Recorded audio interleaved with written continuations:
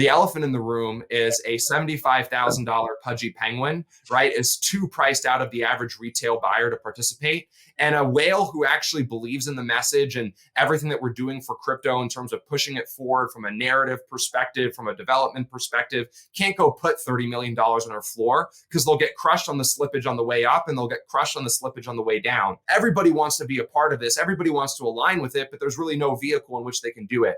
And Pengu opens the door for everybody who loves the community, for everybody who loves the character and the IP and what we're doing for the space to align themselves and say, hey, we want to support that. Skale is the blockchain that is simply built different. Other L1 networks have costly transaction fees, clunky user experiences, and lack true adoption in AI and on-chain gaming. Explore the gas-free ecosystem at skale.space/ecosystem and follow their journey on X at Skale Network. That is Skale with a K. Hit the link in the show notes to get started. Hey everyone, Jason here. Wanted to talk about something that's been on my mind a lot recently. We should not be just recreating the TradFi industry. That's why I'm excited to share with you that today's sponsor, Magic Eden, is getting into token trading, and their vision is to become on-chain Binance and then much more as the entire world moves on-chain. Stay up to date with Magic Eden's journey by giving them a follow on X at Magic Eden. Tired of losing track of all your tokens? Uniswap Wallet is designed to easily manage, store, and swap your crypto all in one place. Access thousands of tokens across Ethereum and more than 10 other chains instantly by using Uniswap's wallet today. Download it today. It's available on Chrome, iOS, and Android. Hit the link in today's show notes to get started. Hey everyone, Jason here. You've heard me talk about today's sponsor Mantle a lot this year, and I wanted to just take a quick second to really highlight them. With over $1.6 billion in total value, locked in a massive $2 billion treasury, Mantle has become one of the fastest growing networks in crypto. Through groundbreaking protocols and strategic partnerships, Mantle is really transforming what is possible in DeFi. To stay up to date with what's going on in the Mantle ecosystem, give them a follow on X at 0xmantle. Hey everyone, Jason here. Our friends over at Ledger are running some great holiday deals. Upgrade to their latest product, the Ledger Flex, while earning $70 in Bitcoin. Offers valid until December 23rd or while supplies last, so be sure to hit the link in the description of today's episode so you don't miss out on this really good deal. All right, everyone, we got the man of the week, Luca Netz, with us. Big airdrop this week, successful week on all measures, I would say. So Luca, welcome to the show, man. Excited to be here once again. Yeah. You sleeping much these days? Haven't been, but I'm planning to get some good shut-eye here in a couple days. I'm going to do the 23rd to the 1st break. I think we all need it. Just sleep for like 8 days straight. Yeah. How was it, man? Give us, I mean, let's jump into the good stuff. Like you're coming off this big airdrop. Wanted to have you on to talk about the airdrop, the whole business, Pengu, Pudgies, the rod, little Pudgies, abstract, everything. But I mean, give us the like behind the scenes of this airdrop. How did it go in your mind? I'd probably put it like at a 7.5 out of 10. There was a little bit of technical issues on the claim. I think, I don't know how familiar you are, but I think we were responsible for Solana all-time highs in daily transactions, Solana all-time highs in transactions per second. And I think we pushed the limits of some of the RPCs, so that was exciting. Over 20 million hits on the claim website, so it was a claim both for people on EVM and SVM. So obviously nothing we've ever done before. So a lot of learnings to say the least, but excited that we came out of it relatively unscathed. Obviously a couple hiccups here and there, but excited to finally get this show on the road. I'm a firm believer in what we've got over here in this community and this IP and this character, which we'll probably get into in a sec. But yeah. I think the hardest, most unfamiliar part for us is done. Now it's just a matter of how can we proliferate the Penguin, how many barriers can we push, how many boundaries can we break, and do what we know how to do best, which we've been doing for the last couple of years. So now we're back into a very familiar pocket. Gonna probably have to take a rest here into the holidays. But I'm super excited. I mean, the huddle has grown, by many millions of people, and I think that was really the intent of doing this. And now we just have to do what we do best. Yeah, give us the numbers on the airdrop. Like how many people hit the site? How many claims? Yeah, like 20 million people hit the site. I think Wow. there's 980,000 claims, almost a million claims that went through. Probably the biggest claim of all time from an individual perspective. So that's pretty exciting and cool. And I think today we have 500,000 on-chain holders, assuming that the sexes are in the millions. I'd probably assume, just figuring how big those holder bases are and how many users are on those platforms. And that's the metric that I think matters the most to us. Ultimately, I think what we've been able to accomplish over the last couple of years is pretty impressive. But a lot of that credit goes to the 10,000, holders who are in our corner that have been championing and galvanizing and rallying around this, common objective, through this vehicle and through them being aligned. And so now I think we've got a unique opportunity to take a couple million people who have that alignment and leverage that superpower of tokenization to do even more amazing and awesome things. Yeah. Why did you guys position? Can you tell us like the backstory of Pengu? Like, why did you guys position it as a meme coin instead of? I think people will remember what ApeCoin did with like positioning it more as a utility thing. Why position it as a meme? Actually, I've got a bunch of questions, but let's start with that one. Yeah, I think from our perspective, there's a prophecy in play with the Pengu and the Pudgy Penguin, one long before my time, if I'm being frank. And Mm. there's always been this, if you're familiar with the Pudgy Penguin story, you'd only know if you were there. But I think a lot of the memetic culture that you see today was really pioneered by that early 2021, Pudgy Penguin run. It was like the first time that like true, genuine memetic permeation kind of happened through a crypto native vehicle that I thought was super authentic. And it's really core to the roots of Pudgy Penguins. Now, if I'm being honest, I'm not directly referencing it as a meme coin. I'm really calling it just a Pengu coin. And I'm leaving it up for everyone's imagination to interpret what they think it is. The reason being is because I think, on one side of the spectrum, the actual technicality and the vehicle and how the coin actually exists is very memetic, right? It's a character coin, big supply to the holders, for the people, by the people. A lot of the technical principles of a meme coin reign true with Pengu. But the interesting part about it, and really how we want to develop that specific category, is it's really like a meme coin plus plus. Right? Because I'm going to put all these blue penguins in Walmart and Target. I'm going to put them on the big screen on your favorite streaming service. We're going to put it in games and all over the world. And I've always imagined this world where it was like, one of the theses when we bought it, I kind of went through this, a little bit of a daze one day, which was, what if Doge had, some operational force behind it, right? And it was doing movies and it was doing TV and it was doing games. I would argue that it'd be exponentially bigger than it is today. And the thought process behind that is simple, right? Like, what do these things do? What do products and stores do? What do movies and content and social, what do all of these things do? They do two things. They create demand and they create love and affinity, right? Demand is pretty straightforward. The more people that see the character, the more people that engage with it, the more people that want to align. And love and affinity is really predicated around holding, right? If you have some Pengu or a Pudgy Penguin and it's in a movie or in your favorite retailer, or you're digesting the content on social, you're more likely to develop an emotional connection between the products. So you're more open to holding it over the course of the long term.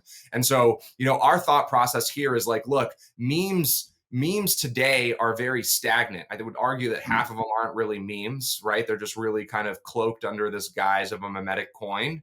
And then the other side of it is like some of them are memes, but why just stop there? Right? That just seems so counterintuitive to just how I think. Maybe I'm alone and on an island here. But I think this category has huge potential. I'd argue that I think the TAM in terms of like growth from today to where I think it could be 3, 4, 5 years from now, I think is probably one of the biggest categories in crypto in terms of growth potential. The problem is like people have just started and stopped with the meme. But memes memes at their core make you feel good. They make you happy. They make you smile. And there's other ways to kind of take that memetic emotion and to proliferate that and to drive that further, right? You can drive that further via content. You can drive that further via products. And so why does a meme start and stop with a singular image and a token, and that's all it becomes? right? I think there's actually a really interesting opportunity here to develop them into something that I'm referencing as a cultural phenomenon. I think the highest upside for these tokens is for them to become cultural phenomenons. And so far, we've only seen that twice in crypto.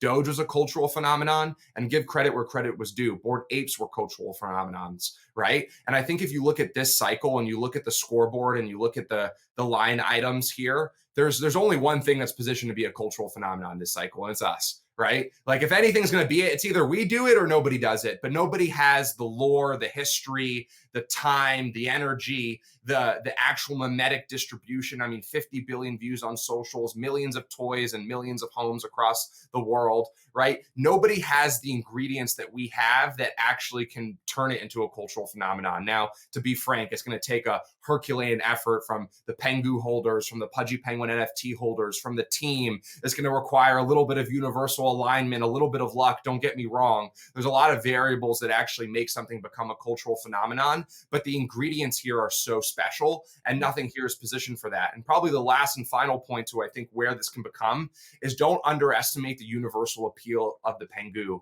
I don't think we've ever seen something like this in crypto that speaks to so many different demographics and psychographics. I mean, there isn't a personality profile that doesn't resonate or understand what this is, right? Whether you're a 5-year-old or a 60-year-old, or whether you're in Asia or in America or a man or a woman, right? Everyone can understand the Pengu. And that's a little bit different than I think the apes. I always thought one of the handicaps around the apes was it really like leaned into the bro culture, right? And it was really a thing for the boys to be like, I'm dope, you dope, you're dope, right? This is a lot more interesting, I think, in the sense that the potential here, I think, is bigger because of that universal alignment, because of that universal appeal. And we're in a bull market, right? I think a bull market is dominated by the right curve. And I don't think you can find something further on the right curve than Pudgy Penguins. Everybody understands it. You can go to your grandma, she'll understand it. You can go to your mom and your dad, she'll understand it. You can go to your niece, your nephew, your girlfriend, your significant other, whatever that looks like. They all understand it. It's super easily digestible. People can resonate with it. And it's for those reasons that I think we're perfectly positioned to become a cultural phenomenon. And this was really the final step for us to actually go on that sprint and to see if we can realize that potential. I definitely agree with you. I mean, the counter argument to all that is that memes are pristine and you shouldn't like tamper with it. As soon as you start doing, operate to your point, like trying to do other stuff beyond just the picture, it's sort of like you could look at Fartcoin and people rally behind Fartcoin. It's at 1 billion, and you could either look at that and say like just leave it at that, and that's what memes historically been successful. Like Doge hasn't pretended to be anything other than Bitcoin is the ultimate meme, right? Doesn't do anything other than just hardened like Austrian economics kind of style. You mentioned Bored Apes. I think that's like a pretty interesting comp here because they so far haven't really executed on the ape coin and all that. And I hear you on. I actually don't like. They're not aesthetically pleasing.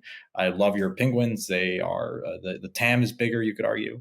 But how do you think about like walk us into the decision to launch the coin to kind of take on this Herculean effort?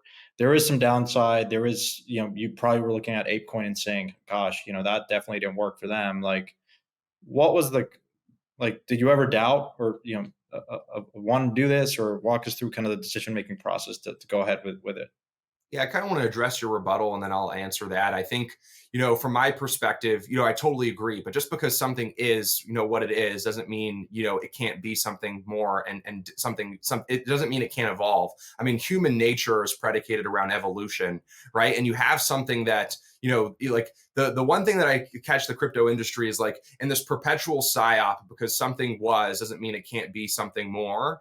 And I think from my perspective, just logically running the reason behind it is the greatest things in civilization that we've seen over the last 1,000 years or 2,000 years has been predicated around execution and pushing the boundary and breaking the barrier, right? It just goes there. And I think that it would be a disservice for crypto and specifically this category if somebody didn't try to push that barrier and break that boundary.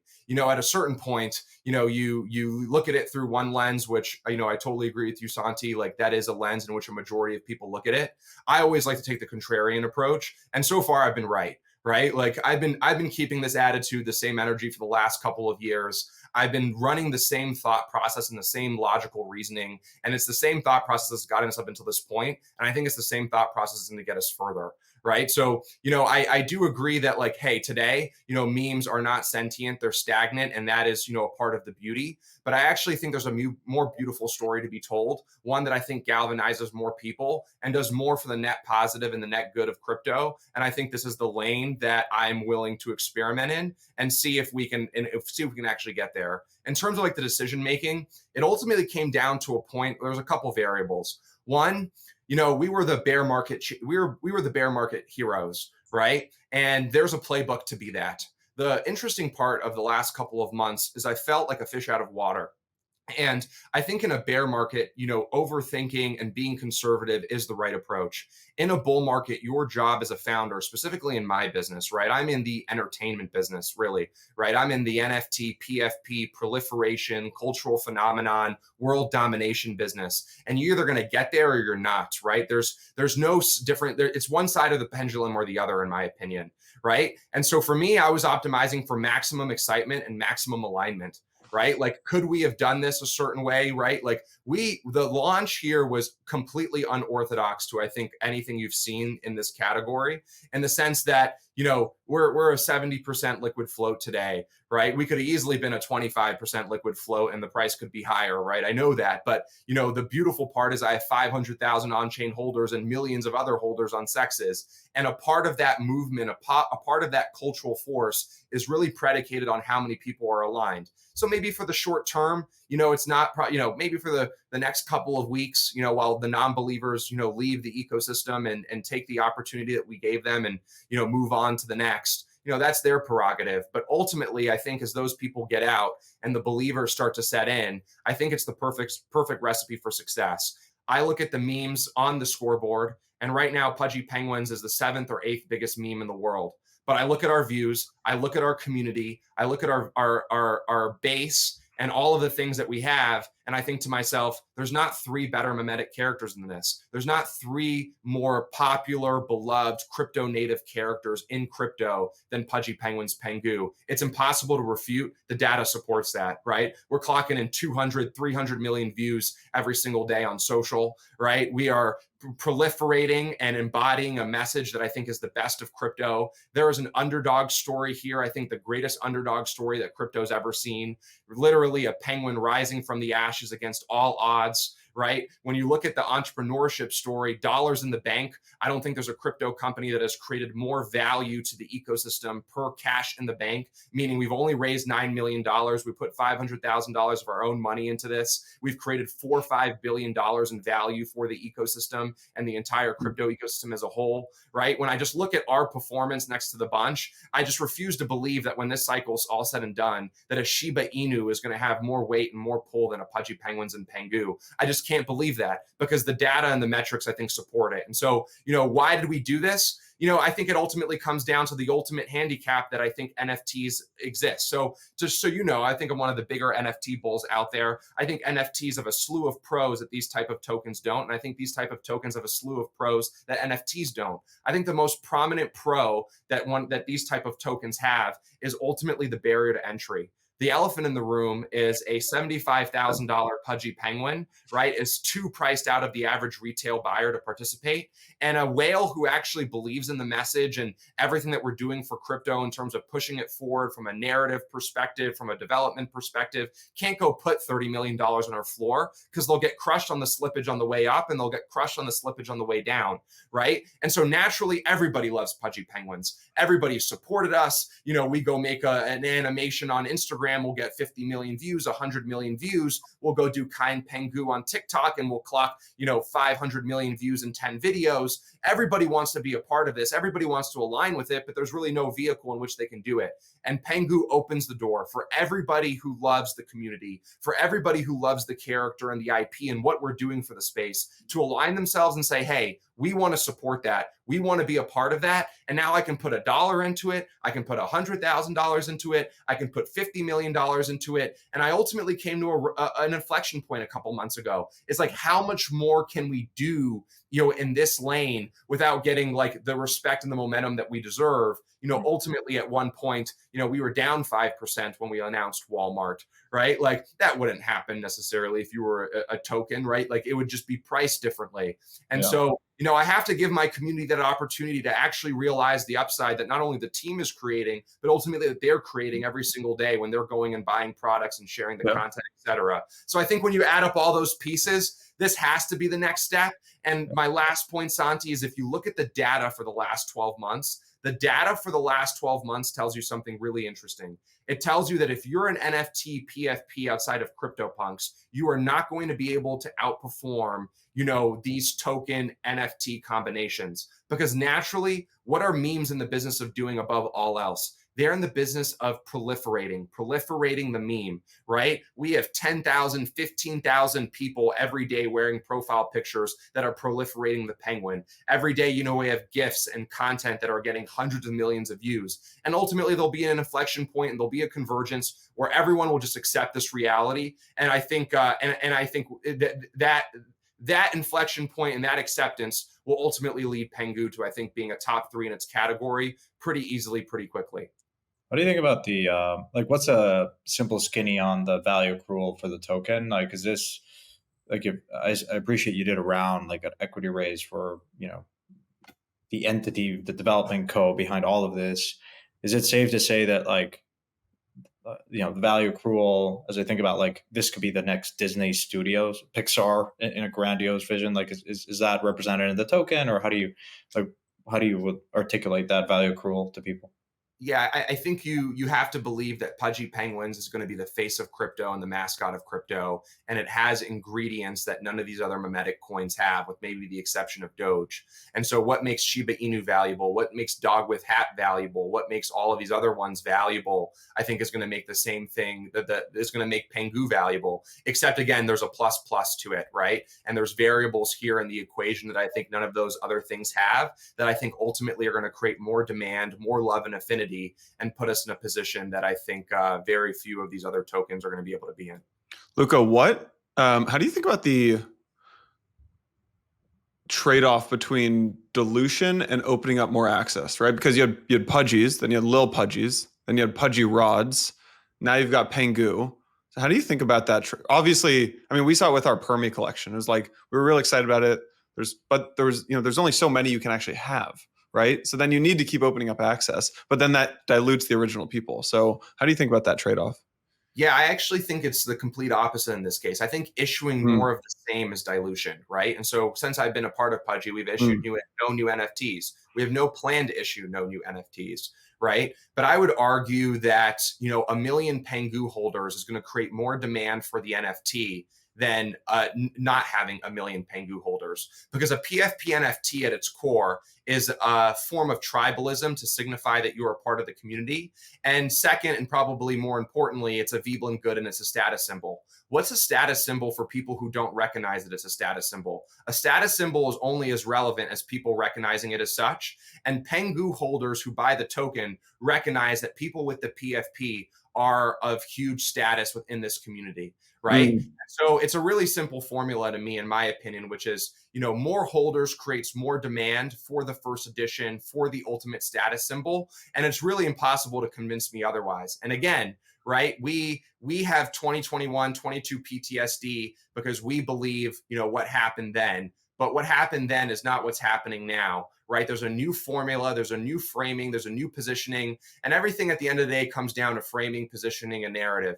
And the narrative here is Pudgy Penguins is the face of crypto. It's the mascot of crypto. It's doing something for the industry that nobody else is doing. It's universal. It's inclusive. Everybody loves it. And if anything is going to represent the crypto industry from a character and mascot perspective, I would be remiss if you thought that there was a better IP and a better character than Pudgy Penguins Pengu. It just is, right? Yeah. All the pieces together. So that's how I kind of look at it.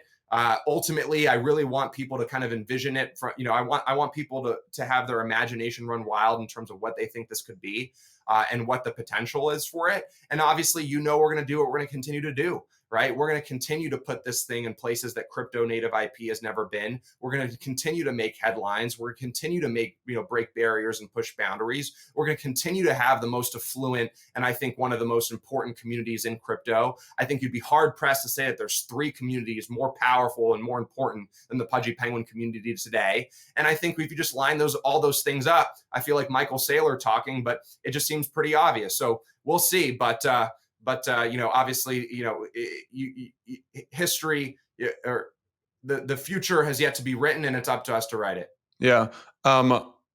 Let's talk about Solana for a second. You guys are building, I've heard you talk about why you're building Abstract. And I think Abstract came via an acquisition where you were looking at other L2s and you said, look, zkSync's got, account abstraction and Base has low fees, but nobody's really built the consumer chain. So you guys acquired Abstract and you're building this L2, but you guys didn't decide to launch on Abstract because obviously it's not live yet. I think that goes live in January, I'm pretty sure I heard. Why did you guys choose to launch on Solana in December when you could have just launched on Abstract in January and done a massive user acquisition thing for the chain? Yeah, that was the plan, right? And that was always the intent, I think, for the last couple of months. Now, the plan didn't really go into execution until November 7th. And then the elephant when Wait, so you guys decided to do Pengu November 7th. Obviously, you were thinking about this before, but November 7th was like, we are doing it. Yeah, the whole sprint. That's crazy. It was on November 7th. So it was a 5-week sprint, a Herculean sprint to say the least. So shout out to all the partners and all the people involved. But the consensus was it was timing, and I just was giving myself reasons to overthink it, right? And I think from our perspective, if you look at it today, Solana is the consumer chain for crypto. It's almost impossible to refute. No matter if you're an Ethereum maxi, a majority of the retail volume today is on Solana. And to be frank, I needed to speak to that community in a way that I think I haven't been able to speak up until this point.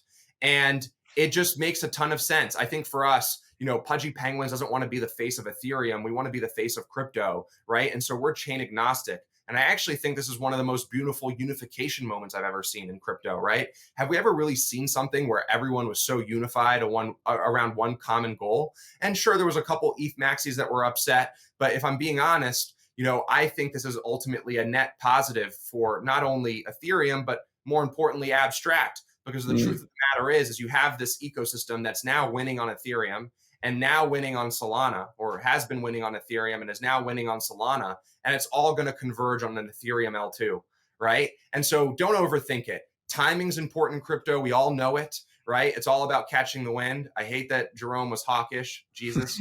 But, other than that, right, I think the timing is impeccable. And ultimately, I think it's going to play into our hand. And naturally, right, Pudgy Penguins is not Abstract for a reason, right? It's not Pudgy Chain. If we were going to call it Pudgy Chain, we were going to call it Pudgy Chain. But ultimately, Abstract's going to win because we have an org that is exemplifying operational excellence, because we have a thesis that I think is unparalleled, and we have a strategy to get builders and to get the ecosystem PMF in a way that I think no other chain does. And the beauty is there will be a bridge from Pengu to Abstract, and Pengu will live on Abstract. And there will be a slew of benefits for Pengu on Abstract, right? And so, a lot of people, wanted me to wait. And obviously there was a lot of uncomfortable conversations that had to be had. And I just knew in my gut that the best thing for Abstract is to put a huge win under the Pudgy Penguins ecosystem right before that launch to really galvanize the community. I'm being honest with you, and it's not something I really wanted to talk about, but the truth of the matter is I know our ecosystem better than anybody else. My finger's on the pulse. I lick my finger, I put it to the wind. I know exactly what's going down. Our ecosystem was boring. It was slow. Nobody was interested. Nobody was participating. You guys were stoked. The sophisticated investors were still stoked. They saw the vision, but our active participants, they all went to Solana.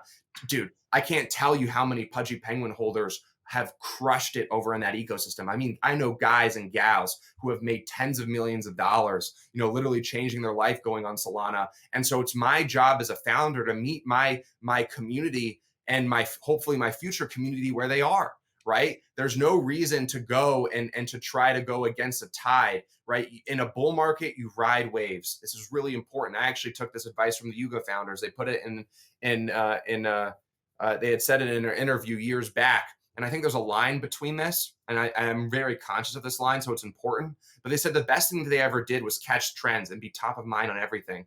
Right? So now where you're thinking memes and you check the scoreboard, I don't know how you can say there's three better, more prolific, more important memes in crypto today than Pengu. When you're looking at NFTs, I could say the same. When you're looking at abstract, I will say the same, right? And it's important that when we do things, I believe that we can win. So I don't want to just be an opportunist, right? There's a lot of room. We could have done ordinals. We could have done a bunch of things, but being an opportunist to create long-term liabilities in which I don't think we can actually win is not the business that I'm in, right? I'm in the business of actually winning in places that I know we can win. And so Pudgy Penguins, right? I think it is this cycle's Bored Ape. I think we are positioned to be that. If anyone is going to be that, it's us. I think when you look at Pengu, we are this cycle's, this cycle's Shiba Inu, or in my opinion, ApeCoin or Doge. Like, we are positioned to be that cultural phenomenon in a way that nobody else is. When we look at abstract, abstract's going to take a little more elbow grease, right? Because I think those guys at base are putting on an absolute clinic. And that is the only one on my sites in terms of, people that I think are going to be tough to compete with. And to be frank, that's going to come down to the wire. That's going to come down to the final minutes of Game 7. But again, I believe in our ability. I think we've assembled one of the best teams in crypto. I don't think there's 5 teams better than us. I think if you look at the entire igloo, we just know what we're doing. And now we just got to put the work in. You think it's going to be abstract? Fast forward 2 years from now, it's abstract versus base for the best L2s. Totally. Skale is the blockchain that is simply built different. Let's face it, other L1 networks have costly transaction fees that increase as the network gets busier. Skale has solved this problem with a gas-free, scalable infrastructure where users never pay gas fees. Skale was awarded the most active gaming chain in 2023 by CoinGecko and hosts 5 of the top 25 games on DApp Radar. You should definitely check out Skale. I was using it the other day. It really is incredible to use. That's Skale, spelled with a K. Hit the link in the show notes or head on over to skale.space/ecosystem to get started today. Hey everyone, Jason here. I wanted to take a second to break down why Magic Eden is getting into token trading. Their team is extremely concerned that crypto is still consolidated in the hands of a few centralized exchanges who act as gatekeepers, ultimately recreating the TradFi space. They believe that crypto is still missing an on-chain Binance, and their aim is to move trading completely on-chain, fully decentralized. They've done $6 billion in NFT volume in the last 3 years and have had more than 1.4 million users visit their platform in the past year, making them the #1 NFT platform in the market today. They are the ones that can do it. Stay up to date with Magic Eden's journey by giving them a follow on X at Magic Eden. Uniswap Wallet is designed to easily manage, store, and swap your crypto all in one place. Access thousands of tokens across Ethereum and 10 plus chains, including Base, Arbitrum, Optimism, and more. Uniswap's wallet has built-in MEV protection and 0 gas fees with swaps that go through Uniswap X. You can also swap with the peace of mind that the code is completely open source and independently audited. Download it today. It's available on Chrome, iOS, and Android. Hey everyone, Jason here. Wanted to just take a quick break and highlight everything that's been going on in the Mantle ecosystem. In just 1 year, Mantle has seen its TVL surge by over 1,100%, now reaching $1.69 billion. That's just such a crazy amount to think about. More than 225 protocols have made Mantle their home, while the platform's eco fund has invested $38.5 million in 51 pioneering projects. Through strategic partnerships with Bybit, including MNT as collateral, supporting Athena to scale, and the first Ethereum L2 to integrate Ondo Finance, they just continue to be on the bleeding edge of L2s. Be sure to stay up to date with what's going on by giving them a follow on X at 0xmantle. Special thanks to the incredible Mantle team for sponsoring today's episode. Hey everyone, Jason here. Our friends over at Ledger are running some great holiday deals this season. Upgrade to their latest product, the Ledger Flex, while earning $70 in Bitcoin. The Ledger Flex is their next generation Ledger wallet featuring a secure e-ink touchscreen. This allows you to easily and confidently review transactions and clear sign. It's powered by the secure element chip and Ledger's proprietary OS, keeping the keys to your assets completely offline. It genuinely is the smoothest ledger experience I've ever had. Definitely recommend upgrading to it. Their holiday offer is valid until December 23rd or while supplies last. So be sure to hit the link in the description of today's episode so you don't miss out on this really good deal. So you decided to deploy on Solana, and I appreciate there's some connectivity. Why not launch your entire L1? Why not us launch an L1? I think for us, we're in the business. If you truly believe you are this dominant force, you've captured the mind share and the zeitgeist. There's no one out there that has penetrated the Walmarts of the world. You're in Walmart. There's no other company in crypto that's in Walmart. Why not own that stack and make it you own your own destiny? Now, it could be in an Avalanche L1, could be your own L1. I'm just kind of curious. It just comes down to the build. I think it's something we've discussed about, and it's look, ultimately, we believe, I'll tell you the answer, the honest answer. The honest answer is I'm not going to sell you as, I think it'd be a disservice to put our talents and our efforts to build tech, right? zkSync's built the best tech. The Elastic Chain, I think, is the best, technological L2 stack. Let Alex and the ZK crew make the best tech, right? I'm not a technologist. I'm not a tech innovator. I'm a world-class marketer with a world-class community, with a world-class creative team that knows how to get PMF and speak to the real world in a way that I think very few people can.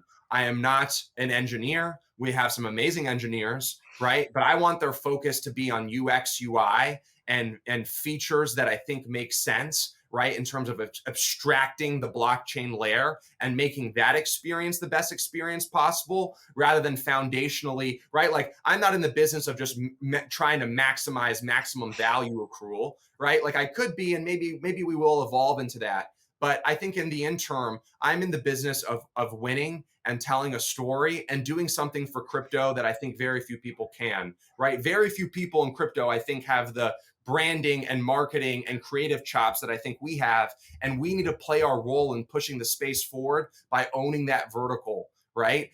Us going, and I'd be pretty bearish if you saw me in the next 6 months going and trying to build the next great innovative L1, right? And it's less about owning the stack and really what's in the best interest of the community. And I think an L2 is in the best interest of the community.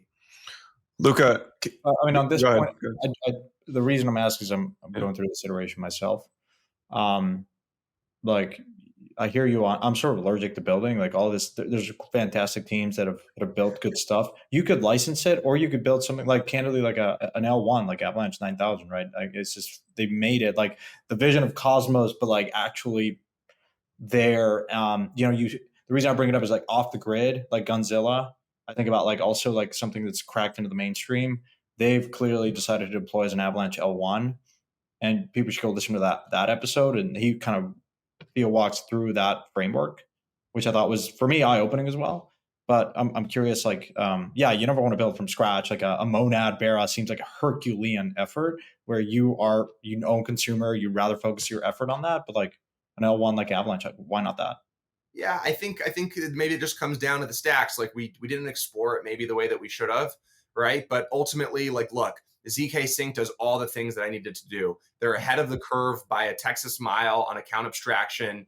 They have low fees, fast transactions, and I just believe in that tech stack as being the tech stack to power, these type of interfaces and these type of, chains that we want to build.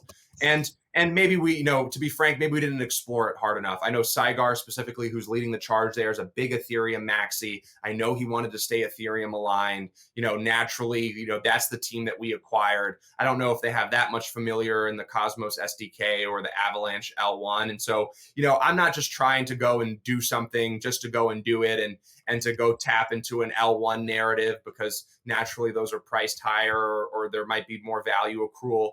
Ultimately, Ethereum got got us this far. We pay homage to Ethereum. Us launching Pengu on Solana is not a shot on Ethereum. Ethereum is trying to accomplish something that I think no other chain is trying to accomplish. And we feel comfortable, building on the Elastic chain, on the ZK stack. And ultimately, it solves, I think, some of the biggest hurdles for us in terms of our end thesis from a technological perspective, which is, the best account abstraction and the best experience for us to kind of power. Maybe that changes, but I don't think so. I think we're pretty comfortable where we are. It's important that I recognize what we're good at and what we're bad at. I know what we're good at, and I'm going to leave the things that we're bad at to the people that are good at those things. And so it's important I stay in my lane and my head doesn't get too big, and I don't start discombobulating and going into territories that I don't think we're fully ready for. So maybe there's a change, but I don't foresee it. I don't foreshadow it. The ZK experience has been nothing short of amazing up until this point, and I plan on staying there for as long as I can see into the future. Luca, give us some alpha on the abstract airdrop and just how you think about this. Yeah, I think it's I think it starts in it's you're going to see something. I think that's a lot. That's the universe telling me to not say too much. You're going to see a reinvention of it. So naturally, because we launched on Solana, it had to be a claim, right? So right. But because we're on EVM, there's going to be and Pengu will be on EVM, and Pudgy Penguin NFTs are on EVM. It's going to make this process a lot less stressful, right? It's going to be nothing but a couple clicks of a button, and so I'm excited for that. I think the biggest thing people want to know is this going to Pengu holders or to Pudgy holders or to both? I'm in the business of rewarding the people who support me, right? This is really important. Now, this is really important for all the founders out there. Yeah. You lose the support of the people who support you, you've lost, right? I'm in the business of taking care of the people who support me above all else, right? You support me, I will support you. And it starts and stops there. Now, there's going to be some interesting levers that we're going to pull, some things that I think are going to change how people look at airdrops moving forward, but I'm going to leave that to be a surprise. But long story short, I'm in the business of supporting people who support me. And that's whether you're a Pengu holder, a Pudgy Penguin holder, or an abstract community member. You support me, I'll support you. And hopefully what we did on Tuesday was indicative of that. Yeah. You were saying price is a lagging indicator. So if you look at the price of Pudgies, it's been kind of crazy. So a year ago, right? The last time you came on the show was summer last year. Pudgies were around 4 ETH. Actually, last time you came on the show was when you bowled me up on Pudgies. Then there was obviously, it ran up like crazy. So here, I can pull up the monthly chart. It ran up to 35 ETH. And then the claim happened, fell down to 15 ETH. Now we're back to 17. You said price is a lagging indicator, but you have the insights as the founder. So what is the fair price of Penguins right now? I can't speak on that. Ultimately, at the end of the day, this is until this cycle is over, this will remain true. Everyone who's faded us has coped, right? And that's it, right? Like you will buy at the price that you deserve and that you'd like, and if you don't believe, you don't believe. But ultimately, I think the data and the line items behind the data support that there isn't 5 teams to bet on that I think are more that are better placed than us. I just don't think that. You can't convince me otherwise. I think we've earned the right to say that. Yeah. And ultimately, at the end of the day, I made a promise to my community. I'm going to fulfill that promise. I'm not going to tell you what that promise is here, but the community members who've been around for a long time know what that promise is. And we're just getting started, right? Like this is the beginning of the beginning for us, right? And we are now in a position where we have a ton of leverage. We have a ton of goodwill. We have a ton of trust and credibility, right? The narrative is never fade the igloo. It's been the narrative now for a couple of years. I think it's even more prominent today. And though you saw a drop in floor price, if you look at what they got, it's pretty much a wash. It's pretty much at a 30 ETH, 28 ETH today when you look at current prices and what we gave each Pudgy. And ultimately, I'm fulfilling my promise. I told them I'd take care of them. I'm going to continue to take care of them. And as long as you're in this ecosystem, I look at you like a family member and I take care of my family. So it just starts and stops there. And if you think that the best of us is done, you have another thing coming. I think we're going to do in the next 6 months more than we've done in the last 3 years. And we're going to put on a clinic that I think is going to be worthy of an HBO series when it's all said and done. Let's go. All right, let's get away from price and the airdrop for a second, Luca. The thing I think people don't understand as much about you, and that I've gotten a fun view just having gotten to know you over the years, is I think you are one of the best deal makers in the industry. Walmart, are you guys in Target too? I'm pretty sure. I heard you on a podcast with Kevin back in June or July talking about one of the biggest deals you've ever worked on. The acquisition of the L2, right? Abstract. I don't think people understand. You are a very good deal maker. What is your approach to deal making? That's a great question. One that I've never gotten before. Start with a low anchor. Probably first things first. But I actually am genuinely asking it because I know there's the negotiating at the final line, but there's like getting into Walmart, I assume is not you email the head of BD at Walmart. I assume there's a lot of negotiating. There's networking to get in. I assume it's a 12-month deal minimum. Like, what do some of these deals actually look like? It's hustle and belief, right? So what you see on this podcast, a lot of people are like, yo, do you just do that? And I'm like, no, I genuinely believe to my core. So, what you see is what you get. It's actually to the point where if I don't believe, I'll actually hermit in, right? And like, you won't see me for like a couple weeks, right? And like, I won't be active. Like I can sway on the pendulum, but majority of the time I have unequivocal belief. Right. And so, I'm not going to lie and say there's not been moments where the belief has been tested. Right. But I really just believe in this. It's just really hard for me when I just look at the lot and I just compare what we have versus the next person, whether it's NFTs or tokens or whatever. I just have unequivocal belief in this. I have unequivocal belief in the brand. I have unequivocal belief in the IP and the community. And I think for us, it's like, look, if I believe, then I just have to match it with hustle.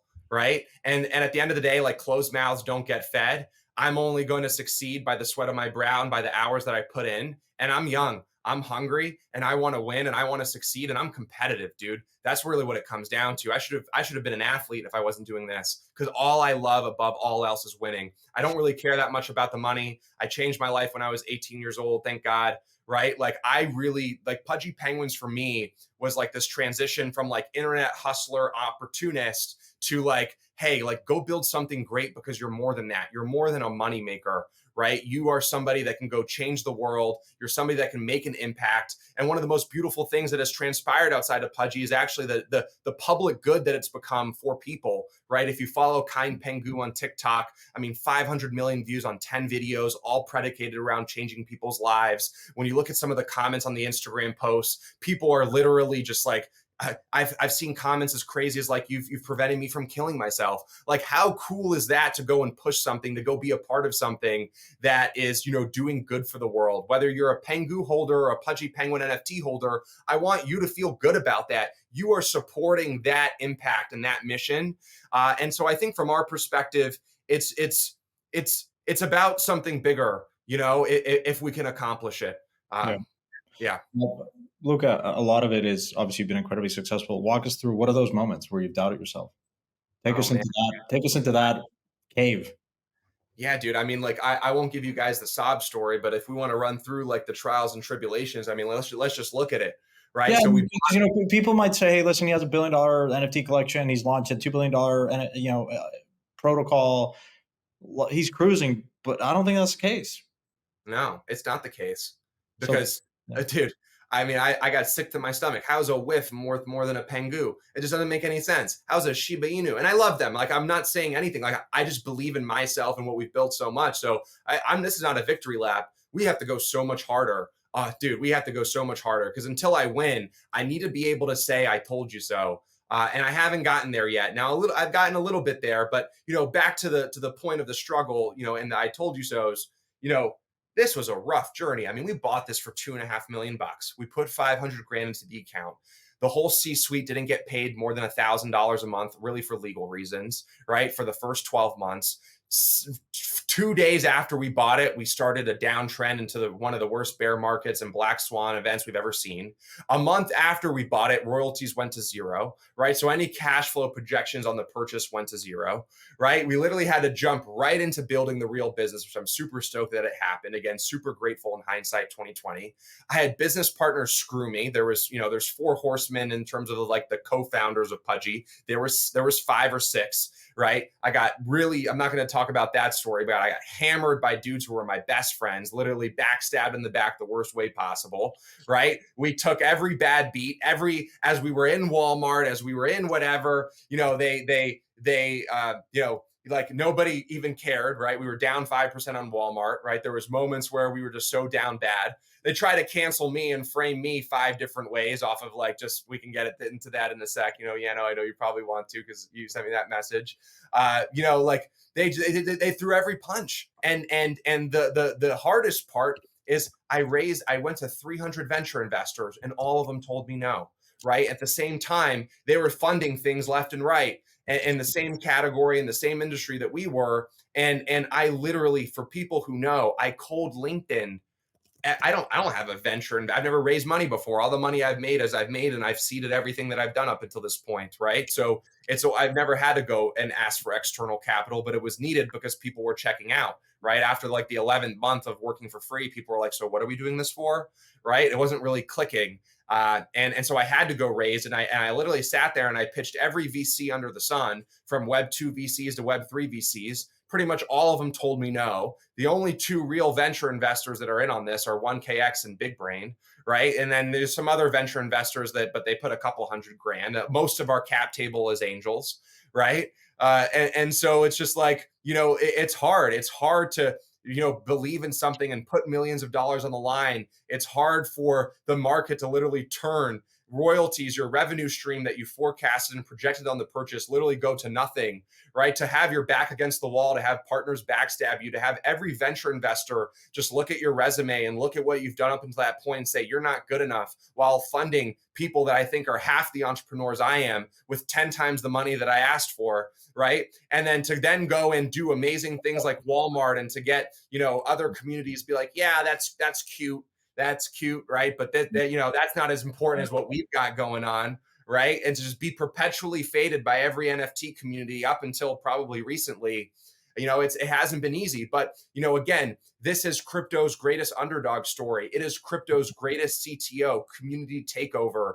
It is the little guy. It is for the people, by the people, against all odds. And we are not done. The little guy just didn't come this far to come this far. The little guy is going to keep going, and is going to make history in a way that I think nobody's ever seen before. God damn, this could be a man in the arena speech. Listen, up here, I'm going to go 10x lever long. No, none of this is financial legal advice, but nonetheless, I do think the best founders have like this near trauma death experience, either at a very personal level, at the company level. It sounds like you did too. You said something that I find to be true. Like, you find that certain teams and projects just get like most of the attention and funding, and there are fantastic teams that just don't. What is that, a you problem? Is that a market problem? Is that what is it?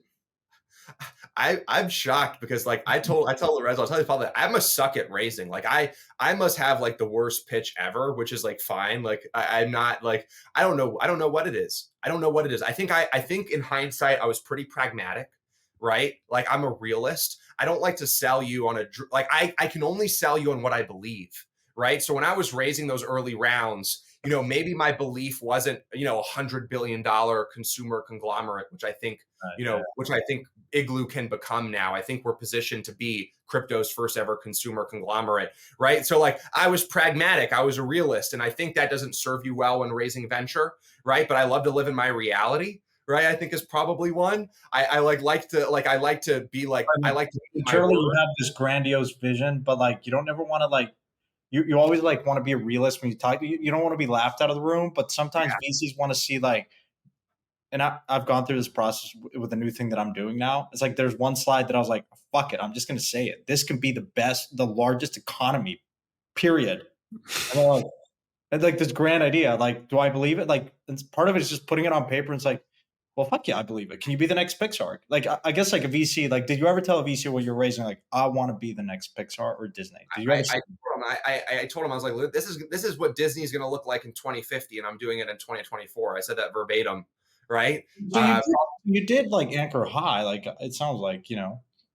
Yeah, I mean, I didn't do that until the later pitches when checks started actually getting cut. So there was an adjustment in the strategy. Don't get me wrong.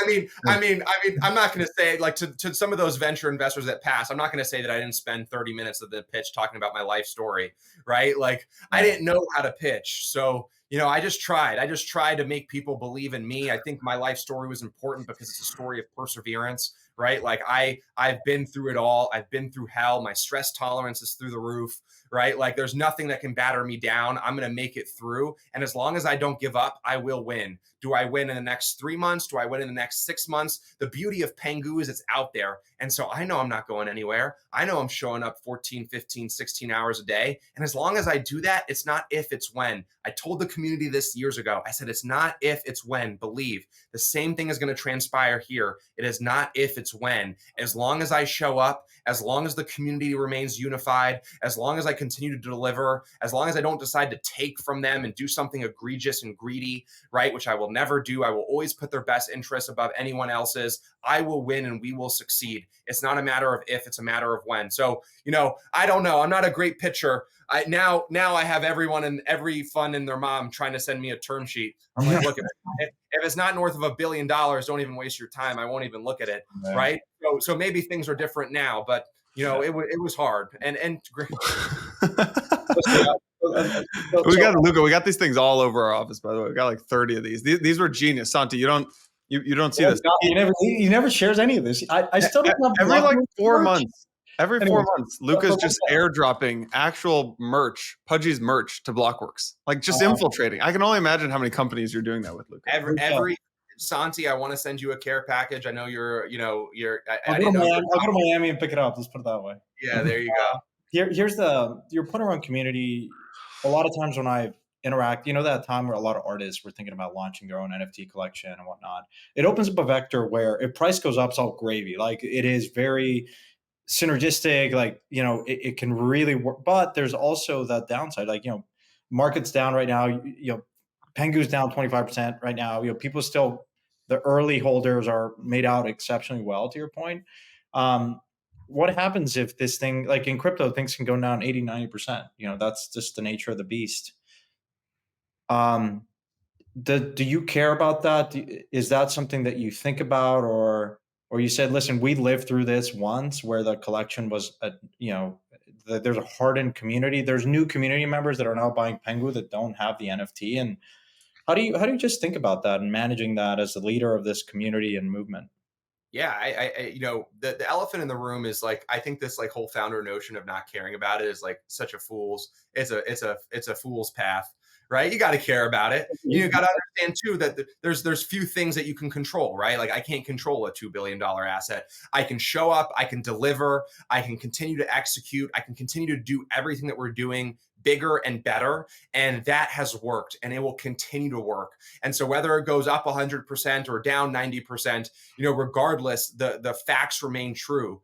Is I know how this industry works now. This industry rewards success. It rewards hard work. It rewards people delivering for their community members. And if it goes up and it goes down in the short term, I'm not worried. As long as Shiba Inu is at 15 billion bucks, Pengu's underpriced to me. It just is, because if you look at the data and you look at the metrics, funds and everyone's going to catch on. It's a very simple thing to understand.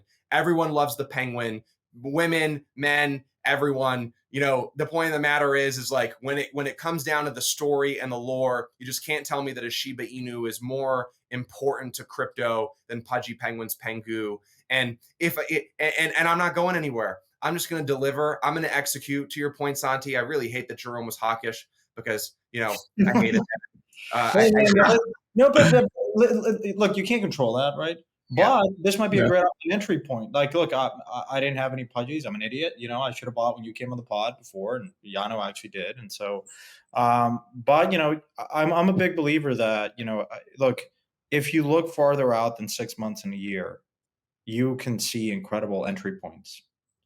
And if you look deep down, and There are, I will say it, I've been on the record as saying, I think there are a handful of serious builders in crypto. Crypto's just been an industry that's grown so much by virtue of Bitcoin and the interest, but this went from $5 billion industry to 2.5 trillion. The market has just rewarded the margin of like the quality of teams hasn't had to be like 9, 10 out of 10, but I do think that changes. If you really want to win 5, 10 years out, you want to survive, you need to be best fucking in class, not in crypto, like full stop. And if you do that well, there's a path to becoming over $100 billion company, $1 trillion company. If you don't believe it, like there will be projects in crypto that are going to be bigger than Bitcoin. I believe it. That's why I'm here. Bitcoin's the least interesting thing about this industry. Can you build the next NVIDIA? There are $1 trillion companies. There will be multiple $1 trillion companies in crypto. I agree. There's no reason why not. I agree to everything you just said. Luca, man, it's been underwhelming sometimes. You meet these teams and the market just kind of funds it. It's all very self-referential. It's a lot of bullshit. Luca, I know you got to hop in a sec. Anything else that we missed on? We didn't cover Pudgy World. I know you did. The Empire community wanted me to ask you about your past as well. But yeah, I think every time we do something great, somebody tries to bring it up. And there's one article. There's actually one guy on Twitter. He's like the reply guy. He's like, has anyone seen this article? No, they love it. There's like 3 guys who I think are just like perpetually angry. And it's strange. One thing I've accepted is like, look, I'm a people pleaser. It's probably a bad personality trait for myself, probably good for the community and for the people that I interact with. But I think from my perspective, it's like, I came to this realization, like, dude, there's people that hate Elon Musk. And as an entrepreneur, I just can't even fathom how somebody could hate a guy like that, right? Probably the best entrepreneur that's ever existed. And like, there's guys calling him a grifter, right? And then it's like, dude, like at the end of the day, like what, this guy's calling me a drop shipper. Like, dude, I grew up fucking homeless with my mom, like my mom was sleeping in the living room the moment we got a home, right, for the first time. And, I made it out drop shipping. Like, how else is somebody supposed to make it out? Right? Like whatever that is. And then they make this claim to fame that's like, oh, some of the money that you use to buy Pudgy is tied to these NFT projects. My president and my co-founder, Lorenzo, ran a company called Cowboy Labs. They were going to raise a huge venture round before we bought Pudgy. Their whole business was basically creating technology to mint NFTs for people, right? They did over $200 million in secondary transactions through the platform. I think $50 million in primary mints. And he took his fee, right? Like if people are going to start getting attacked for taking fees for playing a role in projects, right, as service providers, if they are now responsible for the failure of those projects, this industry is done. Right. I, for most people don't know, I own a huge Instagram network of millions of followers through these channels. People come to me all the time, or at least to the group that now runs that. I'm obviously not in the day-to-day, doing those exchanges and running those promotional campaigns through those platforms. It's basically on autopilot, right? But when people go through those platforms and want me to promote things, right, I charge my fee. Is that a percentage? Is that, a flat rate, at some amount that I yield for some premium? Like that's my prerogative. But, if I order something on Fashion Nova and the product comes, ripped and burned, is it the marketing agency who fed me the ad who's responsible for the shitty product that got delivered? Or is it the shitty product? Ultimately, this is my first time being a founder and a creator in any NFT project in crypto or anything in crypto. This is the only foundational equity role that I've ever played. Anything I've ever done before, I charged a service and charged a fee. Some people would argue that fee was egregious because I did make good money. I ultimately think marketing is the most important variable in crypto for these crypto projects. So I think you have the most leverage to charge whatever fee that you want. My co-founder Cowboy Labs literally won a Wharton UPenn blockchain accelerator #1 because of this business. The same business that people are saying is like a scam and they're scammers. I'm like, the second that we penalize service providers and people playing roles in ecosystems, within the industry is the second we've all failed. Now, naturally, there's just people who are angry and they're going through their own personal, vendettas and trials and tribulations. And I can't tell you how many people used to call me mean things a year ago that come to me and say, dude, I was in a bad spot. And I remember the same time that I've been an internet keyboard warrior, anytime that I was in that mindset and saying those things on the internet, I was uncomfortable with myself. I was going through something and I was lashing out on people. So I take it all with a grain of salt. Ultimately, I think the final take to this point is actually a tweet that I saw this morning, ironically enough. It was so ironic because it was 2 tweets back to back. It was one tweet that basically said, Warren Buffett is the best venture investor of all time, right? And just gave him his flowers. And the second tweet was Warren Buffett, invests in products that are killing the American people. And he is responsible for more deaths for Americans than any other person in the world. 2 sides of the same coin. It's just how you rather look at it and what framing you want to take it, right? Yeah. And it just comes down to that. You're not going to please everyone. The sophisticated people, the people who are real, who do real shit, nobody comes to me, saying those things because everyone knows the deal. The people who've just never done it and are going through things, they have their own prerogative, but they probably think Elon Musk is a grifter. And so I just ignore it and move on. My take on it, I read the article, is most people who came of age with the internet and who are now founders have at some point done some hustle on the internet that is frowned upon, like drop shipping. Like I remember, I chose between drop shipping and trading Forex in college. Trading Forex also gets a horrible name, right? But it's just a way to try to make money on the internet before it became clear to me that I could start a company, right? There was all, multi-level marketing, Amway, Herbalife, Verve, Cutco. Can't tell you how many friends I have who did that too, right? I got involved with one of those when I was 18. You're just trying to make money on the internet before you realize that you can, there's a lot of founders who played poker online. You gotta respect the hustle. And look, if you're gonna shoot and criticize, it's like, man, you best believe that you're gonna back it up. You backed it up, right? You bought this community, you took it from where it was to where it is now, and people always gonna catch you. It's like what would you rather be? Someone that no one talks about, faded into irrelevance, or someone that the path to greatness is there's always going to be critics, always. Yeah. And people hate you for it. But I love the scene in the Last Dance, Michael Jordan, and all his teammates are describing how difficult it was to work with Michael, and then they stop, and then one guy looks at his hands and all the 5 championship rings. No one can take that fucking greatness away from you. Yeah. Luca, pleasure, man. I know you got to jump. Appreciate the time. Congrats on everything. Get some rest, get some sleep, man. Appreciate you guys. Pleasure as always. Hey everyone, thanks for watching today's episode. Just wanted to quickly thank today's title sponsor, Skale. Skale really is one of the best chain experiences out there today, and I've used so many different chains. There's a reason they are gaining so much adoption in both gaming and AI use cases. Hit the link in the show notes to explore the Skale ecosystem.